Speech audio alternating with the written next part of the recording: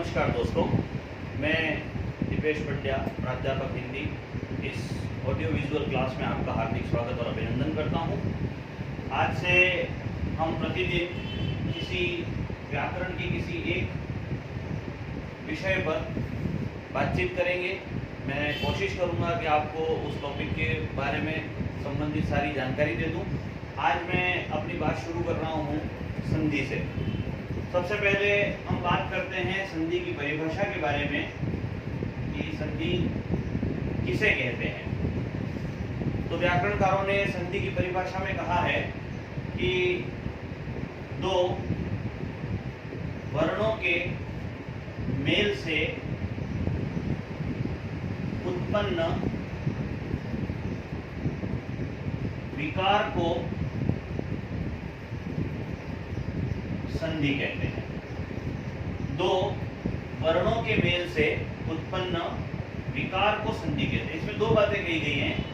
एक, दो वर्णों का मेल होना चाहिए, और दूसरा, दो वर्णों के मेल के बाद विकार उत्पन्न होना चाहिए। व्याकरण में दो वर्णों के मेल की दो प्रक्रियाएं कही गई हैं। एक, जिसमें केवल दो वर्णों का मेल होता है लेकिन विकार उत्पन्न नहीं होता है। ऐसी प्रक्रिया को व्याकरण जो है वो संयोग कहता है। और एक दूसरी प्रक्रिया है जिसमें दो वर्णों के मेल के बाद कोई न कोई किसी न किसी वर्ण में कोई विकार उत्पन्न हो जाता है, तो उस विकार के को संधि कहा गया है। तो दो या दो से अधिक वर्णों के मेल से उत्पन्न विकार को संधि कहते हैं। अब इस विकार का क्या अर्थ होता है वो समझिए। तो विकार का अर्थ होता है परिवर्तन। अर्थ ये है कि जब हम दो वर्णों को आपस में मिलाते हैं तो दोनों में से या तो दोनों वर्णों में या किसी एक वर्ण में परिवर्तन हो जाता है, विकार उत्पन्न हो जाता है, तो उस परिवर्तन को ही संधि कहा गया है। वर्णों के मेल को तो प्रक्रिया कहा गया है। वर्णों का मेल एक प्रक्रिया है, उस प्रक्रिया का जो परिणाम है, जो परिवर्तन है, उसे संधि कहा गया है। और संधि में परिवर्तन होगा ही। अगर किसी वर्ण के मिलने से कोई विकार उत्पन्न नहीं होता है तो उसे संधि नहीं, संयोग कहा जाएगा। इसी से आगे संधि का नामकरण होता है। नामकरण के बारे में कहा गया है कि जब आप दो वर्णों को मिलाते हैं तो कोई ना कोई विकार उत्पन्न होगा, जैसा कि मैंने कहा। तो विकार उत्पन्न होने के बाद जिस वर्ण में विकार उत्पन्न होता है उस वर्ण के नाम पर संधि का नाम रखा जाता है। फिर से सुनिए, जब हम दो वर्णों को मिलाते हैं, मिलाने पर या तो दोनों वर्णों में अथवा तो एक वर्ण में विकार उत्पन्न होता है। अब जिस वर्ण में विकार उत्पन्न होता है उसी वर्ण के नाम पर संधि का नाम रखा जाता है। जैसे मान लो मैं गज प्लस इंद्र को जोड़ रहा हूं। आप सब जानते हैं कि गज और इंद्र को जब जोड़ा जाता है तो गजेंद्र बनता है। अब इसमें क्या प्रक्रिया हो रही है वो समझिए।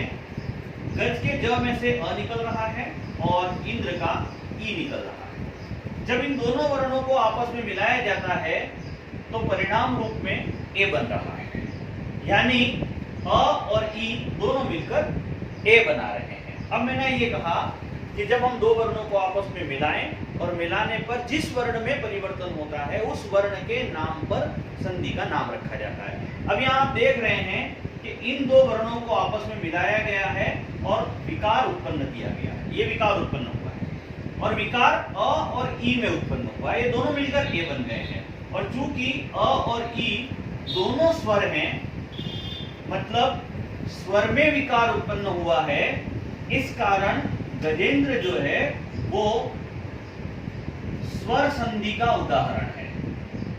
आपको मेरी बात समझ में आ रही होगी। क्योंकि स्वर में विकार उत्पन्न हुआ है इस कारण गजेंद्र जो है वो स्वर संधि का उदाहरण है। आगे देखिए दूसरा उदाहरण। जैसे हम जगत और ईश को जोड़ रहे हैं। आप सब जानते हैं कि जगत प्लस ईश को जोड़ने पर जगदीश बनता है। अब इसमें अगर हम प्रक्रिया को समझें तो जगत के त में ईश का ई मिला तो दोनों मिलकर दी बन गए। अब विकार कहाँ उत्पन्न हुआ वो देखिए। ये जो पूर्व पद का त है ये यहाँ जाकर द बन गया। पूर्व पद का जो त है वो वहां जाके द बन गया और त एक व्यंजन है। तो हम देख रहे हैं यहाँ कि इस उदाहरण में व्यंजन में विकार उत्पन्न हो रहा है, व्यंजन ने अपनी स्थिति को बदला है। तो द में बदला, व्यंजन में विकार उत्पन्न हो रहा है, इस कारण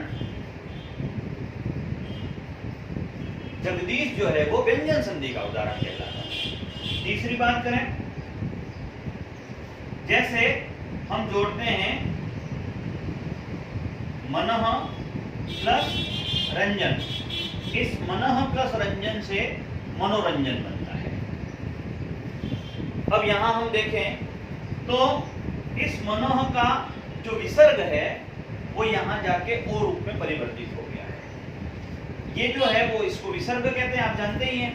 तो चूंकि इस उदाहरण में विसर्ग में विकार उत्पन्न हुआ है, इस कारण मनोरंजन जो है वो विसर्ग संधि का उदाहरण है। यदि दो वर्णों को मिलाया जाए आपस में और स्वर वर्ण में विकार उत्पन्न होता है तो उसे स्वर संधि कहते हैं, व्यंजन वर्ण में विकार उत्पन्न होता है तो उसे व्यंजन संधि कहते हैं, और विसर्ग वर्ण में विकार उत्पन्न होता है तो उसे विसर्ग संधि कहते हैं। इस तरह आप आसानी से किसी भी संधि के नाम तक पहुंच सकते हैं। जैसे मैं एक प्रयोग करके आपको बताऊं, परीक्षा में संधि के प्रश्न में अक्सर जो है वो नाम ही पूछा जाता है। जोड़ना और विच्छेद करना तो लगभग सबको आता है, लेकिन नामकरण की ही समस्या रहती है। मैं उसी का समाधान आपको बता रहा हूं। जैसे मान लो आपके सामने उदाहरण आया अभी प्लस सेक। अब इसको हम जोड़े तो क्या बनता है? अभिषेक बनता है। अब हमसे प्रश्न किया गया है कि अभी प्लस सेक से जो अभिषेक बना ये कौन सी संधि का उदाहरण है? तो जवाब कैसे निकालेंगे? जवाब निकालने के लिए सिर्फ आपको इतना देखना है कि जब हमने जोड़ने की प्रक्रिया की उस समय किस वर्ण में विकार उत्पन्न हुआ। अब यहाँ आप देख रहे हैं कि इस स्थिति में और इस स्थिति में जहां विकार नहीं आया, पहले वो बता दूं मैं आपको, तो ये अभी यहाँ ऐसा लिखा हुआ है, यहाँ भी ऐसा ही लिखा हुआ है। ये जो क है वो भी यहाँ ऐसा ही लिखा हुआ है, ये जो ए की मात्रा लगी हुई है वो भी यहाँ ऐसी लगी हुई है। विकार कहाँ आया? तो ये जो स है वो यहाँ जाके श में परिवर्तित हो गया, मतलब स में विकार उत्पन्न हुआ है। और स क्या है? एक व्यंजन है। स क्या है? एक व्यंजन है। इस कारण अभिषेक जो है वो व्यंजन संधि का उदाहरण है। आपको मेरी बात समझ में आ गई होगी। क्योंकि स में विकार उत्पन्न हुआ है और स एक व्यंजन है, इस कारण अभिषेक जो है वो व्यंजन संधि का उदाहरण है। इस प्रकार आप सीधे किसी भी शब्द में, किसी भी संधि के उदाहरण में उसके नामकरण तक पहुंच सकते हैं। संधियां तीन प्रकार की होती हैं। पहली होती है स्वर संधि, दूसरी होती है व्यंजन संधि और तीसरी होती है विसर्ग संधि।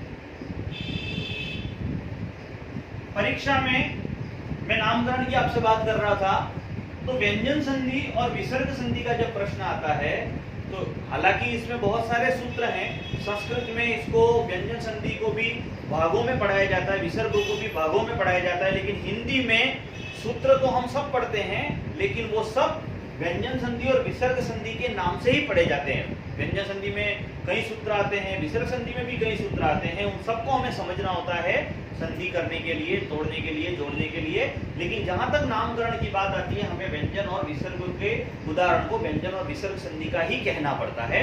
तो यहाँ चाहे वो किसी भी नियम का उदाहरण हो, जैसे जगदीश एक अलग नियम का उदाहरण था, अभिषेक एक अलग नियम का उदाहरण है, लेकिन नियम उन दोनों में अलग अलग चाहे चल रहे हो, लेकिन दोनों में नामकरण की दृष्टि से व्यंजन संधि ही उत्तर आएगा।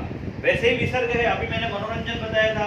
अभी जैसे मैं आपको बता दूं एक और उदाहरण, निहि प्लस अपराध। जब हम इसको जोड़ेंगे तो निरपराध बनेगा। अब ये विसर्ग संधि का उदाहरण है। ये कैसे मालूम चलेगा हमें? तो चूंकि ये जो विसर्ग है वो यहाँ जाकर र में परिवर्तित हो गया, तो इस उदाहरण में विसर्ग में विकार उत्पन्न हुआ है, इस कारण ये विसर्ग संधि का उदाहरण है। तो इस तरह आप व्यंजन संधि और विसर्ग संधि में तो आसानी से नाम तक पहुंच सकते हैं। हाँ, स्वर संधि में चूंकि हमारे हिंदी में भी इसके उपभेद हैं, हम 5 संधियां पढ़ते हैं स्वर संधि में, दीर्घ, गुण, वृद्धि, यण और अयादि। तो यहाँ जैसे आपने गजेंद्र में, अभी मैंने आपको उदाहरण बताया, गजेंद्र में स्वर संधि है, ये कह देना काफी नहीं होता है, हमें आगे ये भी बताना होता है कि दीर्घ, गुण, वृद्धि, यण और अयादि में से कौन सी संधि इस पर काम कर रही है। लेकिन व्यंजन संधि और विसर्ग संधि में मैंने अभी आपको जो तरीका बताया है नाम तक पहुंचने का, वो उस पर लागू किया जा सकता है। आज की क्लास के लिए बस इतना ही। अब मैं अगली क्लास में आपको स्वर संधि में उसके उपभेद तक ले जाऊंगा। धन्यवाद।